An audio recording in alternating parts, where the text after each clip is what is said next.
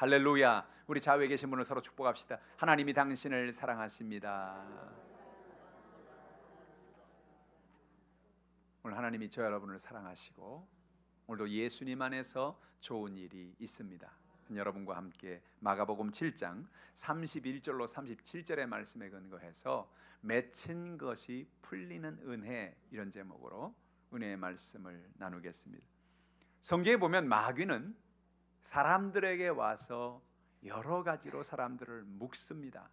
아담과 하와를 타락하게 만들고 그들을 가난과 저주와 질병 속에 묶어버렸어요. 하나님이 그 아들 예수를 이 땅에 보내셔서 우리에게 그 모든 묶인 것에서 자유함을 주기를 원하신 것입니다. 이스라엘 백성들이 애굽에 가서 종살이하고 노예로 인생을 살았습니다. 처음부터 이스라엘 백성들이 430년을 있었던 계획은 아니었어요. 그들은 잠깐 가뭄을 피해서, 기근을 피해서 애굽에 내려갔는데, 내려가 보니까 너무 좋습니다. 이스라엘과 달리 이 이집트는 나일강 유역에 엄청난 비옥한 땅이 있어서 아주 큰 축복이에요. 그래서 그들이 그곳이 너무 좋아가지고, 야, 여기 좋다, 우리 여기서 그냥 살자. 가나안 땅으로 돌아가 봐야 거기는 뭐 물도 없고 거긴 땅도 박토고 여기가 좋겠다 싶어서 그들이 그 땅에 살았는데 430년을 살 줄은 몰랐어요. 430년을 살았는데 어떤 일이 일어납니까? 그곳에는 이집트의 왕이 그들을 이상한 눈으로 보기 시작하는 거죠. 점점 사람들이 늘어나지 않습니까? 남자 장정만 해도 60만 명이 되는 사람이 됐으니 이제는 위협적인 존재가 된 거예요. 그래서 그들에게 어려움을 주고 연약함을 주고 문제를 주어서 그들에게 다른 생각을 하지 못하게 만드는 거예요. 노예가 돼버려, 종이 돼버렸어요. 묶여버렸어요. 하나님은 그들이 그 답답하고 어려움 속에서 하나님 앞에 부르짖어 기도하는 그 기도를 들으시고 그들을 풀어놓아 그곳에서 나오게 해주신 거예요. 여러분, 오늘도 우리가 인생을 살아가면서 마귀는 우리에게 와서 우리를 얽어 매려고 하는 것입니다. 우리를 잡으려고 하는 것입니다. 우리에게 연약함을 주려고 하는 것입니다. 그러나 어떤 연약함, 어떤 얽어맴 속에서도 예수 그리스도께서 우리에게 풀어놓아 자유를 주시는 거예요. 그 은혜를 경험하는 여러분 되기를 주님의 이름으로 축복합니다. 오늘 본문에 보니까 예수님께서 갈릴리 호수에 도착하셨는데 사람들이 귀먹고 말을 제대로 못하고 말을 더듬는 사람을 데리고 왔습니다. 사람들이 귀가 먹으면 자동적으로 말을 잘 못해요. 왜? 안 들리니까. 여러분, 말을 하는 것은 내가 듣고 그것을 자꾸 따라해서 말을 하게 되는 거거든요. 그러니까 귀를 듣지 못하면 말도 제대로 못하게 되는 거예요.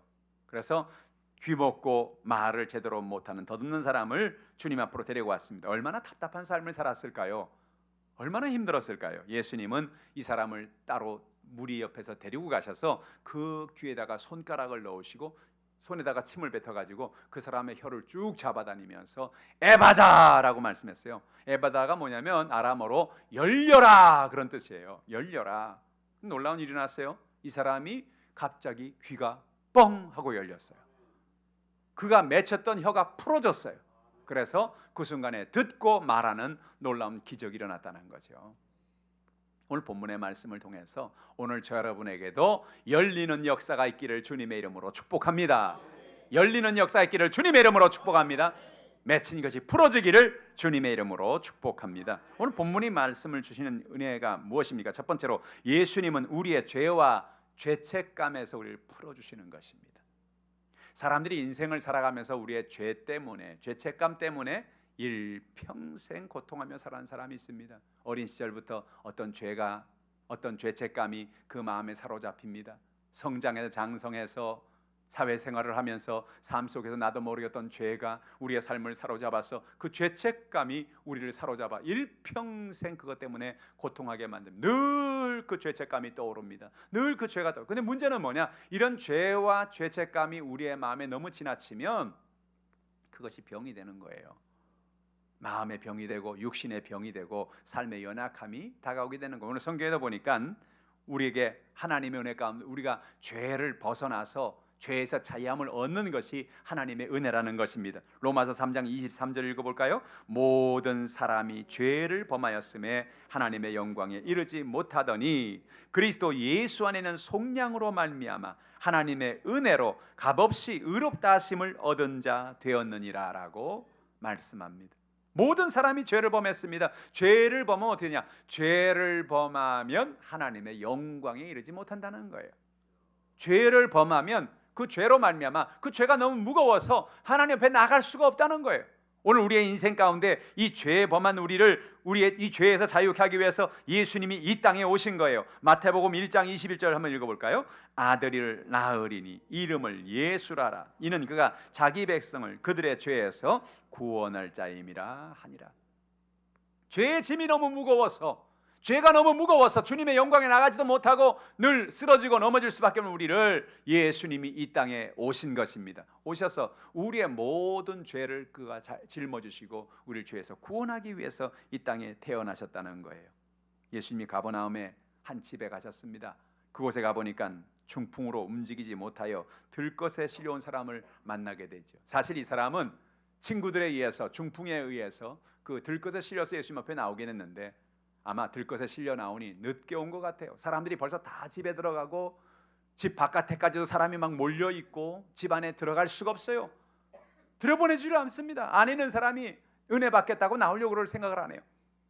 방법이 없어요. 어떻게 합니까? 지붕을 뜯고 이 지붕을 내리자. 참 말도 안 되는 얘기죠. 여러분, 남의 집에, 모르는 사람 집에 가서 어떻게 그 지붕을 뜯어가지고 그 중풍병자를 예수님이 내리겠단 말입니까? 예수님 앞에 내리면 어떻게 돼요? 흙이 그냥 막 위로 올라가나요? 밑으로 다 떨어지죠? 그럼 그 아래 있는 예수님 머리는 완전히 재요, 흙이요, 아주 그 안에는 난리가 나고 난장판이 날 겁니다. 밑에는 사람들, 주인부터 시작해가지고 난리가 나지 않겠어요? 야, 누가 남의 집 지붕을 뜯냐? 막 이러지 않겠어요? 아마 예수님 말씀 전하시다 말고 난장판이 일어났을 거예요. 근데 조금 있는데 어떤 사람이 들것에 끈에 묶여가지고 점점 내려오는 걸 보면서 그때야 사람들이 알게 됐어요. 아하, 저 사람이 저 지붕을 뜯은 것이 저 친구를 고치기 위해서 저렇게 지붕에서 내리는구나. 예수님이 그를 보셨습니다. 그들의 믿음을 보셨어요. 마가복음 2장 5절 말씀이죠. 같이 읽어봅니다. 예수께서 그들의 믿음을 보시고 중풍병자에게 이르시되 작은 자여 내 죄 사함을 받았느니라 하신. 여러분, 이 말씀은 좀 이상한 이야기예요. 예수님이 평상시에 사람들을 만나면서 네 죄 사함을 받았다 이런 말 하신 적이 별로 없어요. 대개 내가 무엇을 원하느냐 물으시고 어디가 아픕니다. 믿음대로 될지어다. 그래서 치료하신다든지 그를 낫게 하신다든지 귀신을 쫓아내는 그러는데 이 사람에겐 특별히 예수님께서 보자마자 네 죄 사함을 받았느니라 라고 말씀하는 거예요. 아마 이 사람이 일생을 살아가면서 그의 삶 가운데 어떤 깊은 죄책감이, 그의 마음에는 죄의식이 그 마음에 있는지 몰라요. 그가 지금 이 중풍이 된 것도, 그가 지금 이렇게 연약하고 고통을 가진 것도 그의 삶의 어떤 죄의식 때문에, 죄 때문에, 그의 마음속에 어떤 고통 때문에 그가 그렇게 누워있는지 알 수가 없어요. 그래서 예수님이 그를 바라보시면서 제일 먼저 하는 말씀이 네 죄 사함을 받았느니라. 할렐루야. 여러분, 중풍병자는 아마 그 말씀을 들을 때 놀랐을 겁니다. 자기 혼자 간직했던 그 죄, 자기 혼자 간직하고 살았던 그 죄책감, 자기 혼자 간직했던 그 아픔, 그 연약함, 그것을 예수 마치 보시는 것처럼 말씀하시면서 내 죄 사함을 받았느니라 말하는 순간에 그 마음속에 주의 치유가, 주의 은혜가 흘러 들어오게 된 것입니다. 마가복음 2장 10절로 11절 읽어볼까요? 인자가 땅에서 죄를 사하는 권세가 있는 줄을 너희로 알게 하려 하노라 하시고 중풍병자에게 말씀하시되 내가 내게 이르노니 일어나 내 상을 가지고 집으로 가라 하시니. 할렐루야. 예수님께서 왜 그에게 죄 사함을 받았다 말했느냐? 인자가, 하나님의 아들이신 예수님이 이 땅에서 죄를 사하는 권세를 가지고 있다는 사실을 알려주려고 말씀했다는 거예요. 많은 사람이 죄에 시달리고 살아갑니다. 죄책감에 얽매여서 살아갑니다. 예수님이 이 땅에 오셔서 우리의 모든 죄에서, 우리의 죄책감에서 풀어놓아 다니게 하시는 하나님의 은혜를 베풀어 주신다는 것입니다. 내 상을 가지고 집으로 가라 말씀하는 순간에 이 사람의 몸이 움직이기 시작합니다. 마비가 풀어지기 시작합니다. 하나님의 은혜와 놀라운 기적이 일어나기 시작해요. 심신상관증이라는 게 있어요. 심신상관증이 뭐냐? 사람의 마음이 아프면, 마음이 병들면 몸이 병드는 거예요. 마음에 계속해서 스트레스가 있고 염려와 걱정이 있으면 그것이 암이 돼요. 마음에 염려와 걱정이 있어요. 근심이 있어요. 두통이 있어요. 위장병이 있어요. 다른 사람에게 말할 수 없는 연약함이. 그 뭐예요? 우리 마음에는 병이 곧 육신의 병이 돼버린다니까요. 그런데 예수님께서 어떤 연약한 마음의 병이 있든지, 어떤 죄가 있든지, 어떤 연약함이 있든지 주님께서 그 죄를 용서하시고 그에게서 자유함을 주는 거예요. 이 사람 마음속에 큰 자유의 강물이 흘러넘쳐나는 것입니다. 그동안 죄에 시달렸습니다. 나는 죄인이야. 이 죄책감에서 내가 어떻게 인생을 살아가지? 연약함 속에서 어떻게 살아가지? 늘 그 마음속에 살아가네. 예수님이 그에게 말합니다. 내 죄의 사함을 받았느니라. 그 고백을 들으면서 그 마음속에 은혜의 강물이 흘러넘쳐나는 거예요. 나는 자유로워하다. 나는 자유롭다. 나는 이제 죄에서 더 이상 연약함에 내가 살아갈 이유가 없다. 오늘 여러분의 마음속에 죄의식 속에서 고통받는 사람이 있습니까? 어린 시절부터 엄마 지갑에서 1,000원 꺼내서 아이스크림 사 먹은 사건부터 시작해가지고 여러분 인생 속에 수많은 죄가 여러분에게 있을 겁니다. 그러나 오늘 예수님께서 말씀합니다. 너의 죄가 사함 받았느니라. 할렐루야. 오늘 여러분의 모든 죄와 모든 허물을 주님이 용서하시고 여러분 마음에 자유를 주시는 것입니다. 평안을 주시는 것입니다. 자유 안에 살아가기를 주님의 이름으로 축복합니다. 에베소 1장 7절에 예수님은 중풍병자에게만 자유를 주시는 것이 아니라 우리 모두에게도 그런 은혜를 주님을 말합니다. 읽어볼까요? 우리는 그리스도 안에서 그의 은혜의 풍성함을 따라 그의 피로 말미암아 속량 곧 죄사함을 받았느니라. 예수님이 우리 개인 각자에게 와서 오늘 내가 내 죄를 사했다, 오늘 내가 내 죄를 사했다 그렇게 말씀은 못하시죠. 그러나 놀라운 사실이 있습니다. 그 모든 사람들의 죄를 한꺼번에 사하시는 놀라운 사건이 있어요. 그게 뭐냐? 그게 바로 2000년 전인 십자가의 사건이에요. 주님이 그 피 흘리심으로 그의 은혜의 풍성함을 따라 그의 피로 말미암아 속량 곧 죄사함을 받았느니라. 예수님이 보혈을 흘리는 순간, 내가 다 이루었다 고백하는 그 순간 우리의 모든 죄가 떠나갔습니다. 자유를 얻었습니다. 여러분 안에 더 이상 죄가, 아담과 하와의 죄가, 우리의 자범죄가, 우리의 모든 연약함의 죄가 한 길로 왔다 일곱 길로 떠나가게 된 것입니다. 두 번째로 성경은 예수님은 우리를 가난과 저주에서 풀어주시는 은혜를 베풀어 주셨다는 겁니다. 아담과 하와가 처음 지음받았을 때 하나님은 그들에게 놀라운 복을 주셨어요. 모든 것을 다스리고 정복할 수 있는 큰 은혜와 축복을 주셨습니다. 가는 곳마다 수많은 열매를 먹을 수 있었고 그들이 땀 흘리고 수고하지 않아도 그들의 모든 것을 채우시는 하나님의 축복 속에 그들은 살게 되었습니다. 그런데 문제가 다가왔어요. 마귀가 다가와서 그들에게 하나님의 주신 그 은혜와 그 축복을 빼앗아가 버린 것입니다. 선악과를 먹게 함으로, 그 선악과를 먹어 불순종함으로 하나님의 은혜를 잃어버린 것입니다. 창세기 3장 17절에 하나님이 아담에게 한 말은 참으로 중요한 얘기입니다. 한번 읽어보죠. 아담에게 이르시되 내가 내 아내의 말을 듣고 내가 내게 먹지 말라 나무의 열매를 먹었은즉 땅은 너로 말미암아 저주를 받고 너는 내 평생에 수고하여야 그 소산을 먹으리라. 오늘 하나님 뭐라 그랬어요? 아담에게 네가 내 아내의 말을 듣고라고 이야기합니다. 누구 말을 들어야 되는 거예요? 하나님의 말을 들어야지요. 아담아, 네가 선악과를 먹으면 정령 죽을 거야. 그러니까 다른 건 다 먹어도 이 과일은 먹지 마라. 알았지? 예, 알겠습니다. 하나님 말을 들었어야죠. 그런데 누가?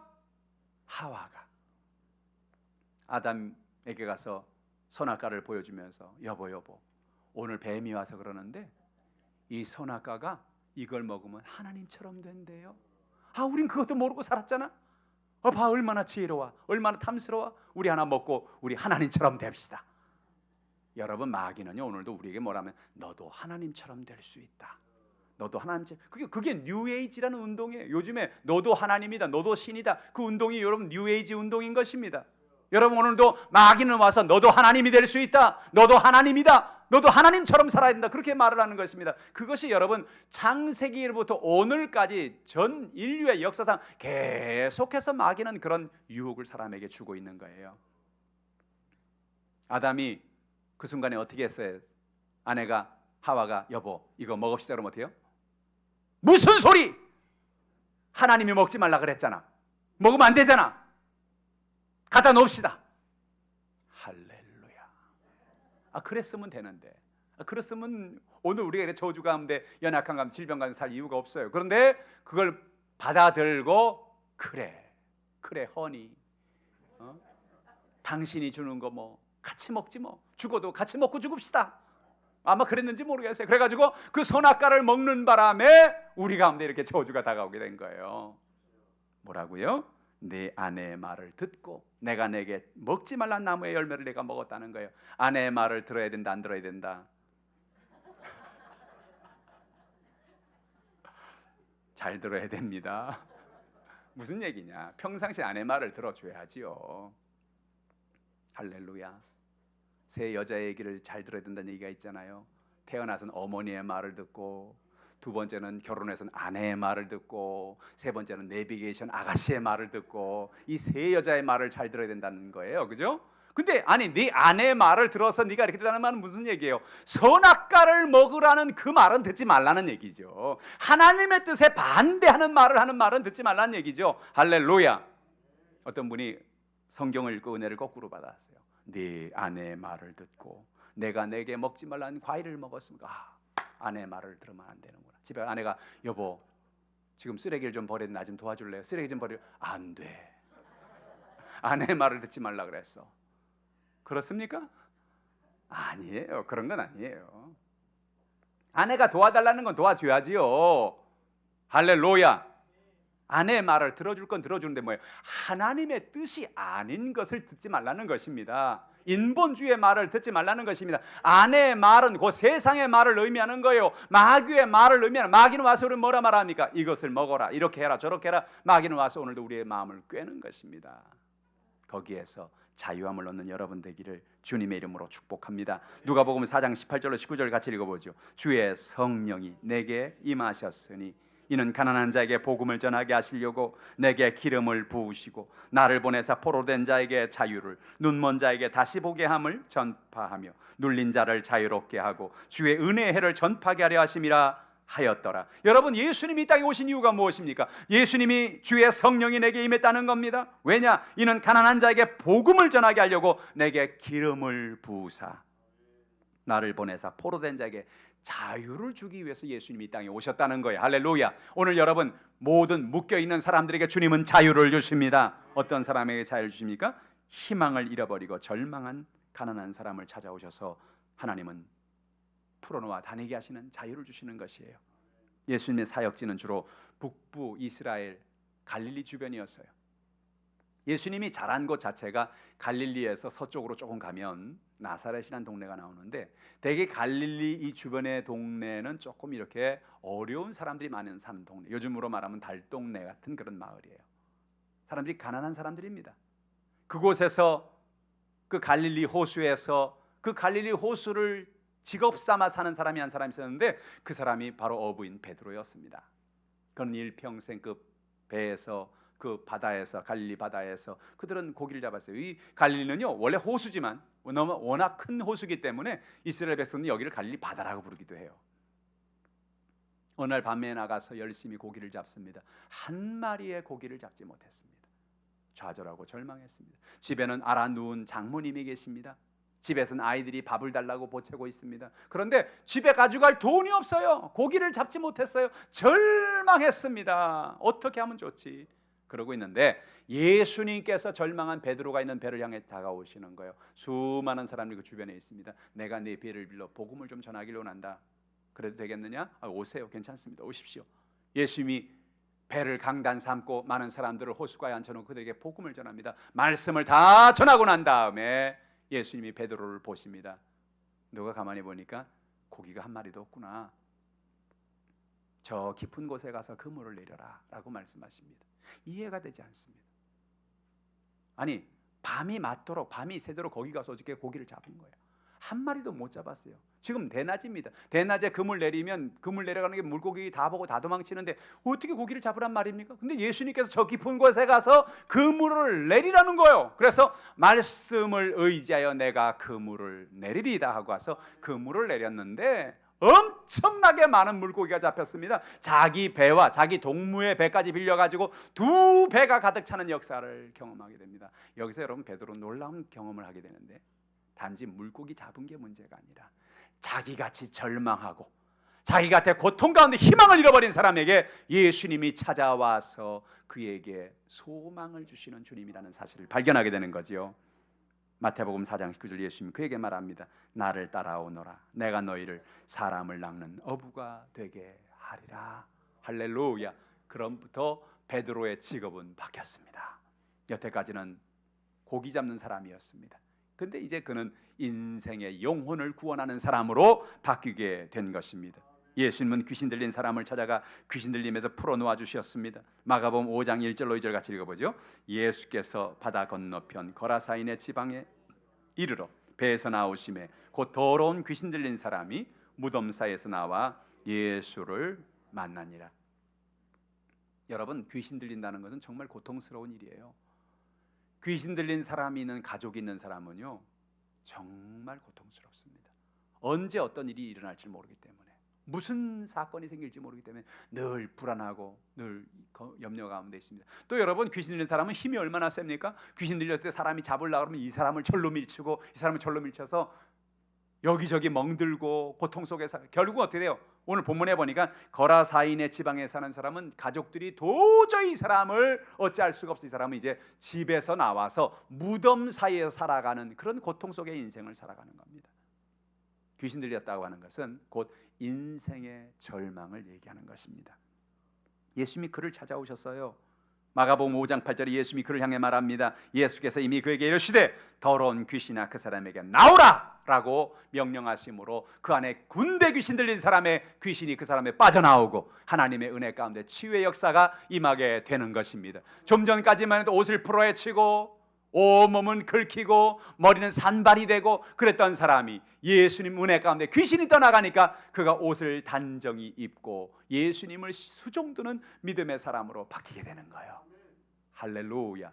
오늘도 여러분의 가정에 귀신이 떠나가기를 주님의 이름으로 축복합니다. 우리는 몰라요. 여러분도 모르는 사이에 여러분의 가정에, 여러분의 삶의 배후에 얼마나 많은 귀신이 와서 장난을 치는지 몰라요. 별거 아닌데 남편과 아내가 얘기 잘하다가 갑자기 화가 나는 거예요. 갑자기 옛날 말이 생각이 나는 거예요.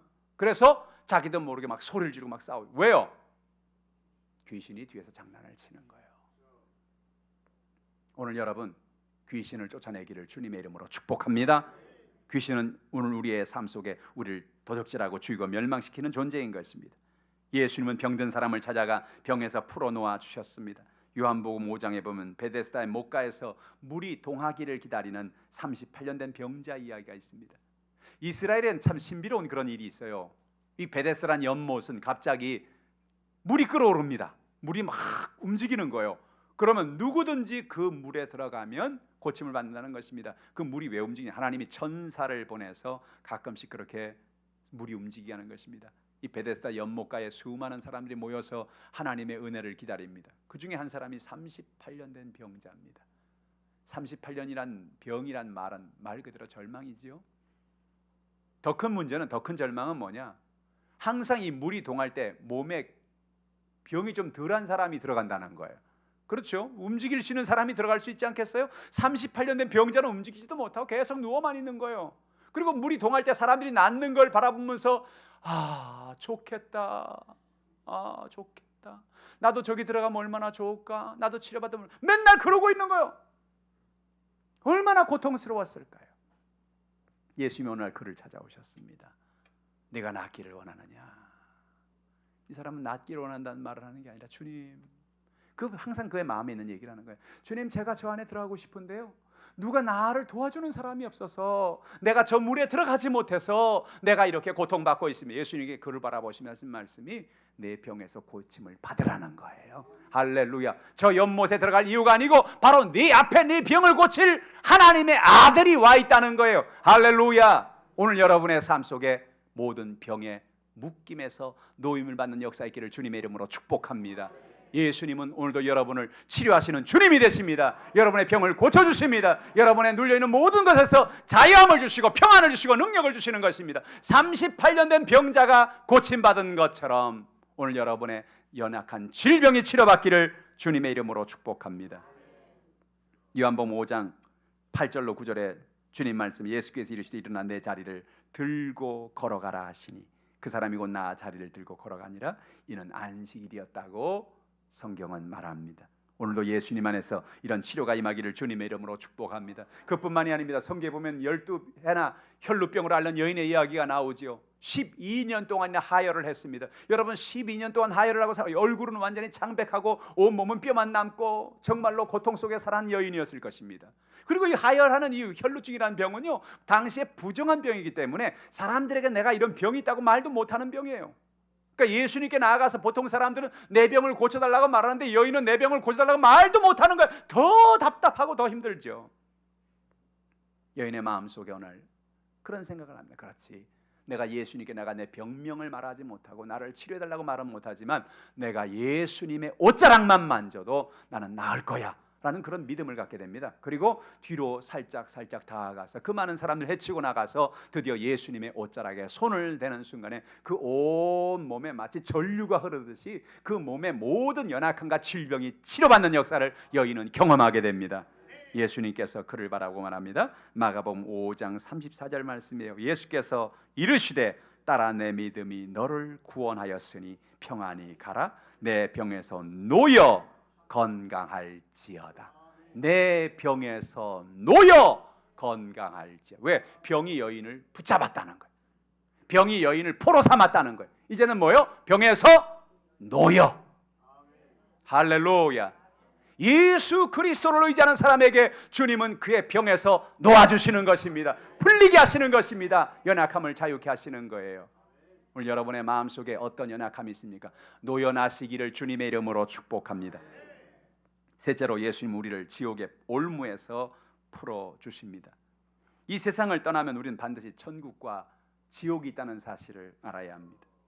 사람들이 천국과 지옥이 있냐고 물어보면 많은 사람들은 글쎄요 죽어봐야 알죠 그렇게 말하는 사람이 많습니다. 그러나 여러분 예수님이 천국과 지옥이 있다고 분명히 얘기하셨어요. 성경에 보면 누가복음 16장에 나사로라는 거지와 부자의 이야기가 나옵니다.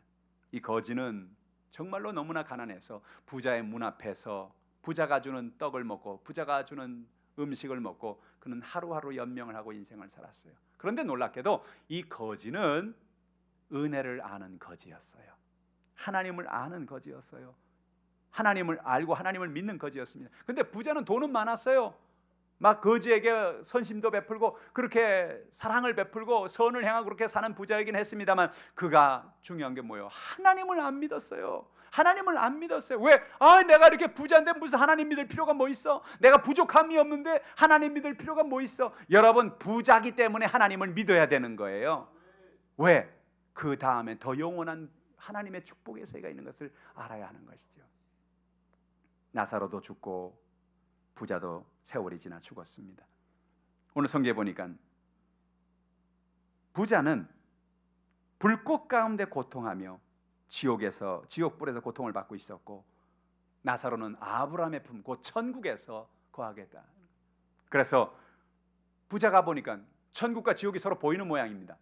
지옥에서 보니까 천국이 보여요.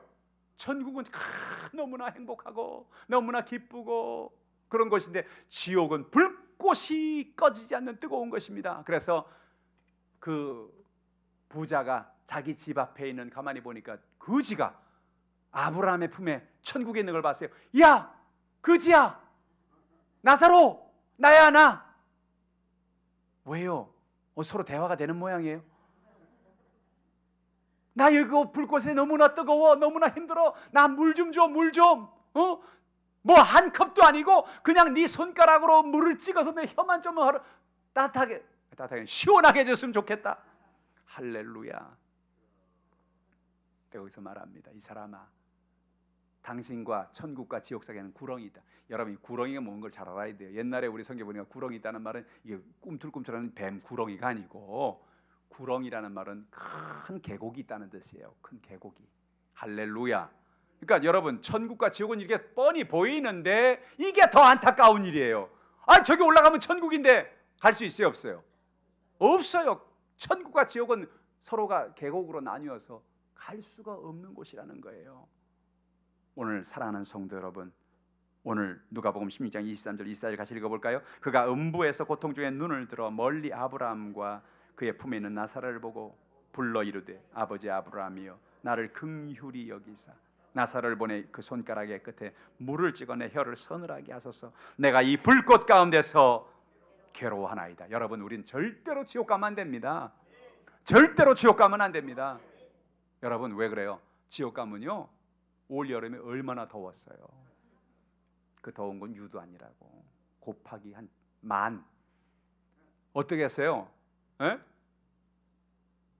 정말 거긴 있을 데가 못 되는 거예요. 예수님이 이 땅에 왜 오셨습니까? 우리를 그 지옥의 고통에서 건지기 위해서, 지옥의 올무의 소리를 풀어놓아 다니게 하기 위해서 주님이 이 땅에 오셨다는 것입니다. 여러분, 그러므로 우리는 은혜로 천국에 가는 것입니다. 오직 예수 그리스도를 의지함으로 우리는 하나님을 믿고 믿음으로 구원을 받게 되는 거예요. 요한복음 1장 12절 같이 읽어봅니다. 영접하는 자 곧 그 이름을 믿는 자들에게는 하나님의 자녀가 되는 권세를 주셨으니. 여러분, 천국에 들어가야 될 중요한 자격 요건이 있습니다. 천국은 누가 들어가느냐? 하나님의 자녀가 들어갑니다. 아버지의 집이니까. 아버지의 집은 들어갈 수 있는 사람은 아버지의 자녀가 들어가는 거예요. 천국 사람이 들어가는 거예요. 오늘 하나님 말씀하십니다. 믿는 자들에게 하나님의 자녀가 되는 권세를 주었다. 그 이름을 믿는 자들에게. 할렐루야. 오늘 여러분 예수를 믿는 것이 이렇게 중요한 겁니다. 여러분, 우리가 믿은 예수를 다른 사람에게 우리가 전해야 될 이유가 바로 여기 있는 겁니다. 우리 주변에도 지금도 예수를 모르는 사람이 너무 많아요. 아, 나 돈 있어, 나 명예 있어, 나 세상의 모든 걸 다 가지고 있어, 나 천국 필요 없어. 조금 있으면 안 그렇다는 걸 알게 됩니다. 조금만 있으면 예수를 믿으면 천국 가는 거예요. 요한복음 3장 16절 읽어봅니다. 하나님이 세상을 이처럼 사랑하사 독생자를 주셨으니 이는 그를 믿는 자마다 멸망하지 않고 영생을 얻게 하려 하심이라. 여러분, 영생을 얻는다는 말, 다른 말로 말하면 우리가 하나님의 영원한 천국에 가서 영원히 산다는 것을 의미하는 거예요. 그런데 여기서 뭐예요? 그를 믿는 자마다 영생을 얻는다는 거예요. 제가 여러분 가끔 성경을 거꾸로 읽어드리죠. 성경을 거꾸로 읽어보면 뜻이 확실해진다 그랬죠. 한번 거꾸로 읽어볼까요? 그를 믿지 않는 자마다 어떻게 하고? 멸망하고 영생을 못 얻는다 그러잖아요. 그렇죠? 예수를 안 믿으면 어떻게 된다고요? 멸망한다고요. 예수를 안 믿으면 어떻게 된다고요? 영생을 얻지 못한다고요. 그런 말이겠지. 그러겠지. 도로교통법, 빨간불에 가다가 걸리면 딱지 띄고 벌금 내야 됩니다. 그런 말이겠지. 그냥 가자. 빨간불 휙 삐뽀 삐뽀 스시오. 왜 그렇습니까? 도로교통법을 어기셨습니다. 빨간불에 가셨습니다. 걸렸어요. 여러분, 하나님의 말씀은 그렇겠지가 아니에요. 하나님의 말씀은 바로 그것이에요. 하나님의 말씀은 예요 아멘입니다. 하나님의 말씀대로 하나님은 천국의 문을 열기도 하고 천국의 문을 닫기도 합니다. 놀라운 사실은 천국의 문은 항상 열려 있는 게 아니에요. 우리가 이 땅에 살아있는 동안 열려 있는 거예요. 우리가 이 땅에 살아있는 동안에 예수를 구주로 영접하고 하나님의 자녀가 되면 다음에 우리는 하늘나라 가서 천국의 열린 문을 들어가 하나님의 은혜 가운데 거하게 되는 것입니다. 그러나 지옥 가서 아이고 맞구나, 진짜구나, 아이고 하나님 나 지금 믿을래요. 지옥 가가지고 돼요 안 돼요? 그건 안 돼. 너무 늦었어요. 너무 늦었어. 딱지 띄기 전에 그랬어야지. 그죠? 빨간불에 지나가기 전에 그랬어야지. 아이 빨간불이구나 쓰자 그래야지. 빨간불 지나가 놓고 걸려놓고 안 지나간 걸로 해주세요. 안 지나간 걸로 되나요? 지나갔는데. 인생은 이 땅에서 결정이 영원한 삶을 좌우하는 거예요. 성경은 말합니다. 예수님이 이 땅에 왜 오셨습니까? 우리를 지옥에서 풀어놓으시려고, 우리를 지옥의 올무에서 건져주시려고 이 땅에 오셨다는 겁니다. 사람은 태어나면서부터 마치 어머니의 탯줄에 연결되어 있는 것처럼 태어나면서부터 죄의 줄이 우리의 몸을 다 잡고 있어요. 가난의 줄, 저주의, 우리 눈에 안 보이죠, 그렇죠, 여러분? 여러분 사람이 태어나면서 보면요, 그 몸에 탯줄 외에도 수많은 줄이 그 몸에 묶여 있어요. 제가 영적으로 보니까 그래요. 영적으로 죄의 줄, 가난의 줄, 저주의 줄, 질병의 줄, 수많은 줄이 사람에게 묶여 있어요. 근데 놀라운 사실이란데 어떤 역사가 나타나느냐? 예수를 구주로 믿는 순간에 예수를 나의 구주로 고백하는 순간에 그 사람의 묶이는 죄의 줄, 저주의 줄, 가난의 줄, 지옥에 갈 수밖에 없는 올무의 줄, 이 모든 줄이 예수의 보혈의 능력으로 뚝뚝뚝뚝 끊겨나가는 것입니다. 할렐루야. 그래서 뭐예요? 풀어놓아 자유케 하는 거예요. 그게 예수 믿는 은혜입니다. 하나님의 은혜입니다. 여러분, 이 놀라운 사실을 여러분만 알고 계시겠습니까? 이 놀라운 사실을 여러분 혼자 간직하시겠습니까? 여러분 가족들에게 얘기하세요. 남편에게 얘기하세요. 아내에게 얘기하세요. 자녀에게 얘기하세요. 심각하게 얘기하세요. 눈물을 흘리며 얘기하세요. 남편이 예수 안 믿습니까? 남편을 여보 나랑 좀 얘기 좀 합시다. 갑자기 눈물을 쭈르륵 흘리면서 여보 왜 그래? 갑자기 불쌍해서 그러지. 왜? 나는 이제 나중에 죽으면 천국 갈 건데 당신은 지옥 갈 거잖아. 당신 예수 안 믿잖아. 난 당신도 예수 믿으면 좋겠어. 나도 당신도 천국 갔으면 좋겠어. 할렐루야. 여러분 자녀들을 바라보면서 자녀들을 앉혀놓고 눈물을 흘리며 자녀들에게 얘기할 필요가 있어요. 얘들아, 엄마가 소원이 있다. 엄마한테 무슨 뭘 밍크 코트를 해달라는 그런 소원이 아니고 난 너희가 엄마가 갈 그 천국에 같이 갔으면 좋겠다. 난 너희가 내가 갈 그 천국에 같이 가서 내가 너희를 만났으면 좋겠다. 할렐루야. 우리 주변에 수많은 사람들이 있지 않습니까? 우리 하남과 광주 인근 지역에 지금도 예수를 모르고 살아가는 수많은 영혼들이 있지 않습니까? 하나님 우리에게 먼저 예수 믿게 한 이유가 뭔지 아세요? 우리가 그 놀라운 하나님의 천국을 알고 이 놀라운 자유함을 알고 그 놀라운 천국을 이웃들에게 말해주라는 것입니다. 고백하라는 것. 그게 전도예요. 그게 영혼 구원이에요. 얼마나 많은 영혼들에게 그 탯줄이 묶여있듯이 온 몸에 지금 죄의 줄, 가난의 줄, 저주의 줄, 질병의 줄, 저 지옥의 올무의 줄이 그들을 꽁꽁 묶고 있는지요. 그냥 놔두면 죽어요. 그렇잖아요. 애들이 태어나기도 전에 태가 감아가지고 애들 죽는 애들 있죠. 오늘 우리의 삶 속에 이런 모든 수많은 줄들이 우리를 사로잡아 우리를 이 땅에서 완전히 죽게 만드는 겁니다. 완전히 죽게 만들어요. 오늘 하나님 말씀하십니다. 내가 너를 자유케 하기를 원한다. 내가 너에게 자유를 주기 원한다. 오늘 여러분의 삶 속에 이런 자유가 있기를 주님의 이름으로 축원합니다. 그리고 여러분이 받은 그 자유를 여러분 옆에 있는 사람들에게, 여러분 가정에 있는 사람들, 여러분 집 옆에 있는 사람들, 여러분이 매일 만나는 사람들에게 이 놀라운 기쁨의 소식을, 이 복음을 여러분 전하시기를 주님의 이름으로 축원합니다. 기도하겠습니다.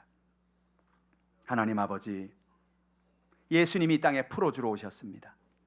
죄의 죄책감에 사로잡혀 살아가는 사람에게, 이 땅의 가난과 저주에, 육신의 질병에, 절망에 살아가는 사람에게 주님 풀어주기 위해 오셨습니다. 지옥의 줄에 묶여 살아가는, 올무에 묶여 살아가는 우리에게 주님 그 올무를 끊어버리시고 우리에게 자유를 주기 위해 오셨습니다.